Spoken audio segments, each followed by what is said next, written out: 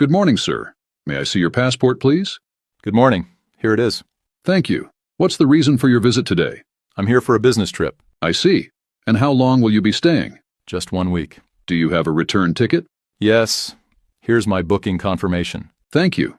Are you traveling alone? Yes, just me. Where will you be staying? At the Riverside Hotel in the city center. Thank you. Do you have enough funds to cover your stay? Yes, I've got my credit card and some cash. Could I see a recent bank statement if possible? Sure, here it is. Thank you. Have you been to this country before? Yes, I was here about 3 years ago. All right. Do you have any family or contacts here? Just some business colleagues. Understood. And you'll be working during your stay, correct?